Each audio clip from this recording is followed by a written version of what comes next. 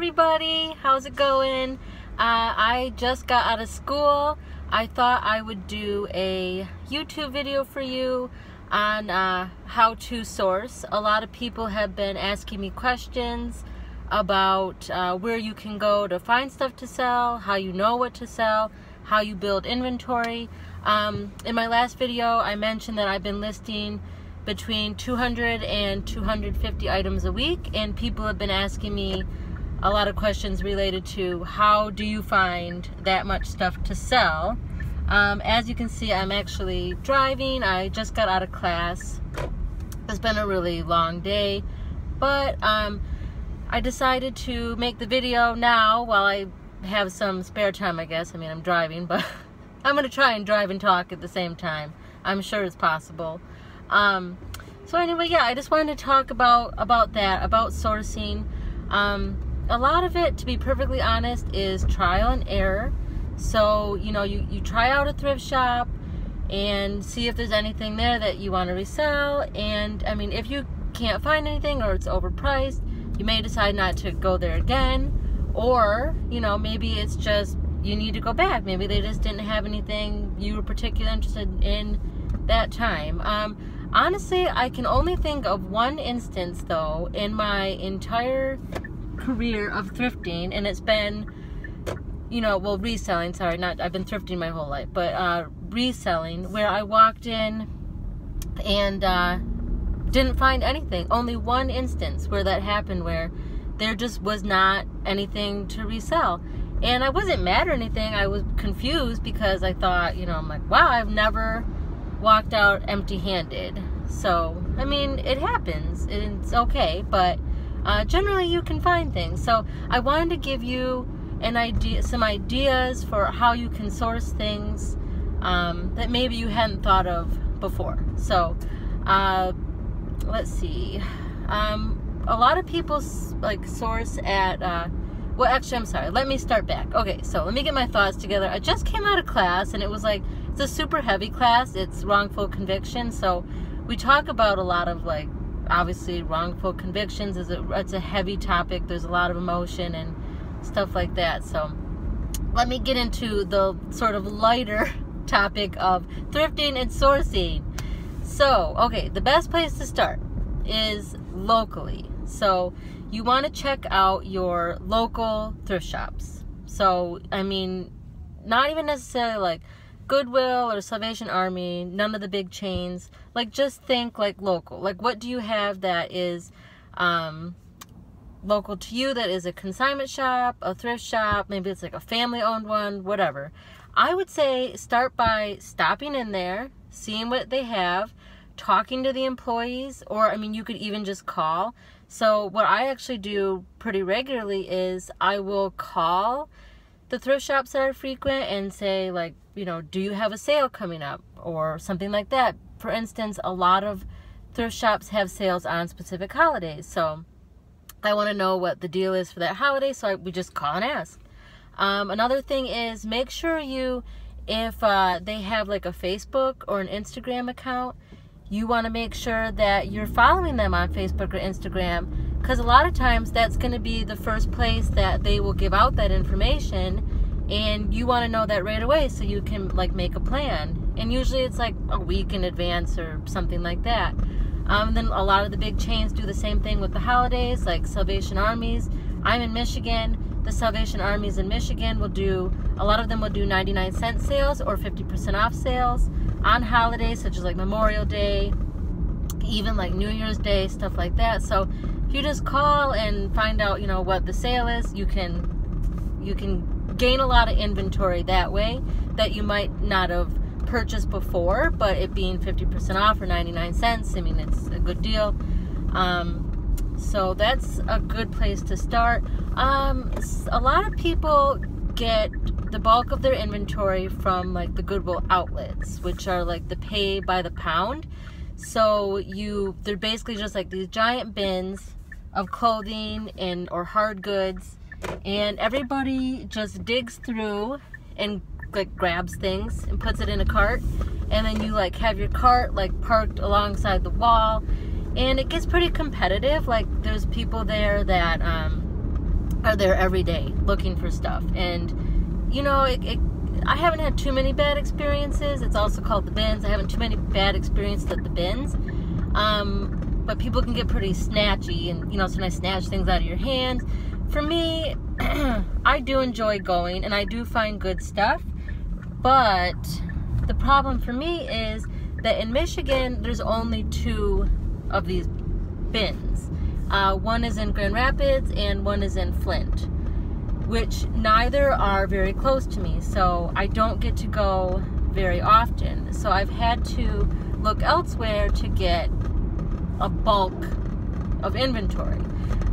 One way to do that, one really good way, is you can call consignment shops, you can call thrift shops and ask them what do they do with the inventory that they don't sell, or if they have an excess of inventory, what do they do with it?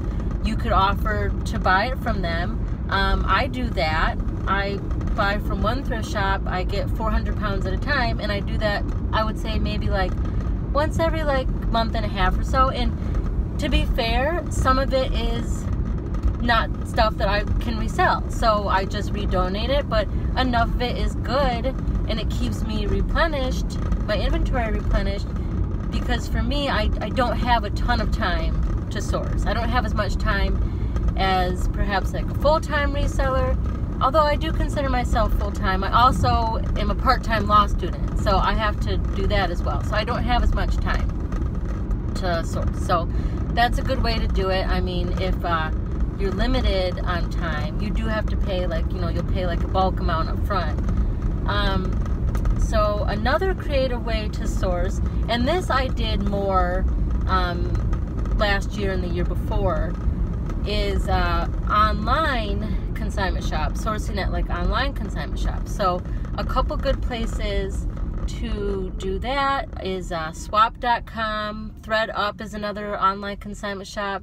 I've done both. I've gotten stuff from both, and really was happy with what I got. I mean, you probably don't want to mess around too much with like lower end brands. If you do that, you might want to, you know, go for the higher end brands that could possibly yield you a higher return. So when I search online at like the online consignment shops, I generally am looking for, you know, higher end brands, like Anthropology type brands, things like that, like maybe brands that they would miss and kind of like misprice or whatever. I will say that swap.com, I don't know if ThreadUp does anymore, but I know swap.com actually also sells on eBay. So it's funny, like you could purchase something from them and they also have it cross-posted on eBay. But, and you might say to yourself, like, well, if it's already listed on eBay and it didn't sell for them, like, why would it sell for me? And the biggest takeaway on that is look at their photos. I'm not trying to talk trash about swap.com, but they don't have the best quality photos. I mean, a lot of times the items are really wrinkly looking or, you know, not very presentable. So if you can, this has happened a lot, I will buy it. I will obviously take my own photos, and then the item sells because the photo quality is better. It's improved. I mean, they're going for like mass sales, I guess, so they have a different standard than me. But, so yeah, swap.com. Also Schoola. I heard that people have had, I actually heard mixed reviews about Schoola. I haven't personally tried it, but I've definitely heard people say they've gotten good stuff from there. The good thing about these places is that if you sign up like for the first time with your email, a lot of time you get like a 50% off coupon, and you can use that to purchase. Or if you look on Retail Me Not, the Retail Me Not app, a lot of times if you put in ThreadUp or if you put in swap.com, they'll show you what coupons they're offering. So they'll have like maybe like a 40% off sale or something like that. So that's a good way to source. And the nice thing about the two is like it's delivered right to your door. They've already checked it for stains or spots or whatever. I mean, most good consignment shops will catch a lot of that stuff. And if there is like a stain or something, and I mean, you can just send it back. I mean, easy enough. So that you are paying up a little bit for that. I mean, you have to imagine that if you're getting the luxury of having it sent to you, like there's going to be probably a cost associated with doing that too. Another way is liquidation sales. So I have actually only bought a liquidation lot once, and I was really satisfied with it. It was from Liquidation General, and it was basically stuff from like Macy's. I believe it was like a department store lot, and it came out to be about an average of like $8 a piece, I think. But I actually did pretty well on it. Some of it I sent into Amazon, some I sent to some I listed on eBay, and I think it sold pretty equally well on both. So if but I did pay, I think it was $1,000 for the lot, maybe like $900 to $1,000. So I mean, you have to have like a bulk amount of money to spend, but I did discover that the stuff being new with tags, being able to enter the UPC when I was listing items, that actually improved the likelihood of the item selling. Because I mean, I heard some like statistic that, you know, that like 80% of the items sold on eBay are new items, so 20% are pre-owned.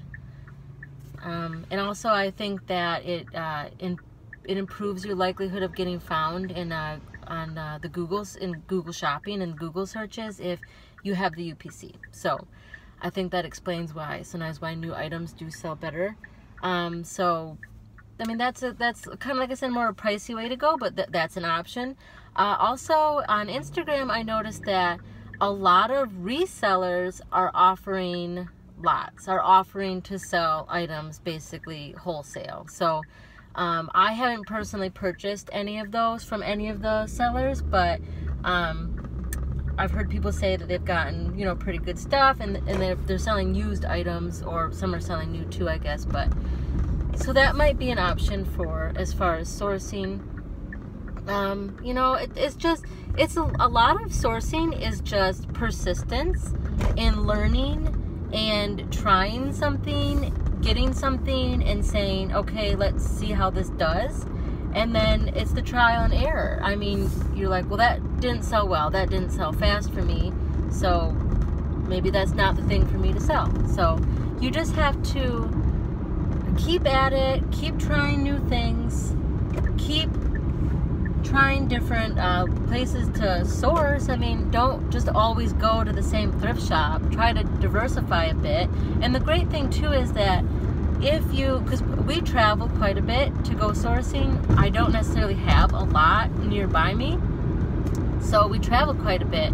The nice thing about that is your mileage, your meals, I mean, those are all deductible on your taxes. Also, if you're going especially far, and if you get like a hotel room, like those kinds of things are deductible. So, I mean, those are business expenses, business related expenses. So as long as you're keeping your receipts and whatnot, you can turn all that over to your accountant or your CPA, and that can be a business deduction for you, help you on your taxes. So those are my suggestions. If anybody else has some interesting suggestions, or, you know, different ways that they find out about sales or something like that, you know, put them below in the comments. We're all like learning here together. I like to share my information that I've learned. I think sometimes it's counterintuitive when people share a lot about how they run their business. It's kind of counterintuitive to people. They think like, well, why would you share that? Aren't you sort of like creating your competition? I don't really look at it that way. I just don't see it that way. I think that the better we all help each other become, the better that eBay becomes as a platform, the better quality stuff, the better quality photos that we have, and the way that we learn how to achieve the better quality type of standards. We do that from learning from each other, and the more we improve eBay, the more people are going to be shopping on eBay in general. And I think that is the goal, is to get people shopping on eBay so that they're seeing our stuff. I mean, you want them to have a good customer experience so that they come back. And I want to help people learn how to do this. A, because I want to improve the platform. Also because I enjoy helping people. I want people to see this as a good source of income for people that need like flexibility in their life, like I do. I've helped many people in my family start selling on eBay, and it makes me feel good to see them successful at it. I actually was in a social media contest last year for school, and one of the we had to make like a final. It was like a 5 or 6 month long contest where we had to like build like a social media presence, and obviously one way I did that was with my YouTube channel. So at the conclusion of the contest, when I had to make the presentation, I was talking about my YouTube channel, my Instagram account, things like that, how I use them to build my business and to make, sorry, I've got to turn here. I'm actually headed to Goodwill right now. How I use that to create like professional relationships. So there was like a panel of judges that were asking us questions and stuff. So one of the judges actually asked me in regards to my YouTube channel. He said, so I watched your YouTube channel, and he said, I guess I don't understand, like, why do you do it? Why do you give like this information? And I never really had anybody ask me that, so it kind of took me aback a little bit. But I think I sort of, I don't know if I handled the question, you know, super well, but in my mind, it's like the people that have helped me the most are people that are like doing like better than me. So instead of like looking at them like jealously, or, you know, just being a bitter Betty about their success, I looked at them and I thought, how did they do it? Like, how did they do it? And most of the time they were really receptive to like asking questions and stuff. And so some of it is that I want to give that back, because there have been people along the way that have helped me out a lot. And then also, like, it's just a matter of trying to expand the pie. Like, I want eBay to grow as a marketplace, so of course I want to encourage sellers to sell on eBay and sell well on eBay, so we can have lots of return customers. I also am not one of these people that think that by telling people how to source and where to source, that it's somehow going to deplete the inventory base. I don't think that at all. Like I said, there's only been one occasion where I walked out of a thrift shop without something. Generally, I find things. And I mean, I might find a handful of things, I might find a lot of things, but I find things. So I know that the stuff is out there. And more often than not, I actually leave without buying all the things that I want to buy. Like, maybe I just don't want to spend that much, but there's still like amazing things. So, or another good example is like, you go to a thrift shop, and for me, I'm like, okay, I want to fill up this cart, or I want to spend X amount of dollars. Like, I know going in. So if I go and then I reach how much I want to buy, the truth of the matter is that sometimes I'll have only gone down like 2 aisles. And it's like, there were so many more aisles I could have gone down. There's so much more I could have seen, but I depleted, you know, my resources, the finance, you know, how much I wanted to spend or whatever, how much space I had in my cart. So the truth is, like, there's always going to be stuff. The more we help each other, the better that we all do, the better we make eBay, the more likely customers are to come back and not shop with just you, but on the platform in general. So that's all just stuff to keep in mind. I hope this video was helpful. I'm actually going to run into Goodwill real quick. Then I have to run home and take my stuff to the post office. It was kind of a crazy day, so I didn't get my stuff to the post office this morning. I got it all packaged up, but not shipped out. So I'm going to run in super quick. If I have time, I'll show you what I got. But anyway, thanks for watching, guys, and I'll see you later. Hey everybody, I'm back again for Law School Thrifter Car Edition Part 2. So I came home real quick, and well, first where I left off, I ran into the thrift shop. I literally had like 10 minutes in Goodwill, so I just like super quickly went through the coats and the sweaters, which are the higher dollar items that have been selling really well for me lately on Posh and on eBay. Like I said, only 10 minutes, so I only got 4 things. I spent $18. So I got in and out of there. I came home, grabbed all of my shipping. I had like 30 some items I had to grab. So grabbed that stuff, went to the pack and ship, made it just in time. Yes, dropped that stuff off, and went to McDonald's, got a frappe, and now I'm back. So I just want to show you guys what I bought real quick, and I'm actually home now, but might as well. I got my little setup here. I'll do this here in the car. So like I said, I spent $18. Here is my receipt. 18 bucks for 4 items. And let me show you what I got. Like I said, I spent about 10 minutes. So I think I'll probably make about like $40 to $50 off just these 4 things. So not too bad. Oh, and that's another thing. I thought of another place to source when I was driving around, because I actually saw a sign for one of these sales. It's a church rummage sale, and I always find really good stuff at the church rummage sales. A lot of times, at least the ones local to me, will do like the first couple of days are just like a regular sale, and then the last day will be a bag sale. So it's like a $5 bag sale or a $1 bag sale, whatever. I mean, it's like fill a bag for $1. Like, you can't really beat that. So keep that in mind. Like, your local churches probably have really good rummage sales from every now and then. So let me show you what I got real quick. Like I said, sweaters and coats have been selling super well, and it's been getting my dollar amount, my daily sale amount up pretty high. This month so far, we only had one day that was less than $250. Most days have been over $300. Sorry, I still have kind of a lingering cold. The past 2 days actually have been over $400 days. So coats and sweaters, that's what I've been selling a lot of. This is actually a sweater. This is the brand. It's an Irish. It was made in Ireland. It's a really nice, thick, quality, good sweater. And it was 100% wool. I'm not exactly familiar with the brand, but this type of sweater I know I could sell for at least 20 bucks. Then I found this gorgeous sweater dress, and it's a Land's End, which is, you know, kind of hit or miss, but it's a really beautiful like fall sweater dress. It's like in perfect condition. It's like a cowl neck, so it's like nice and cozy. So I grabbed that. 2 more items.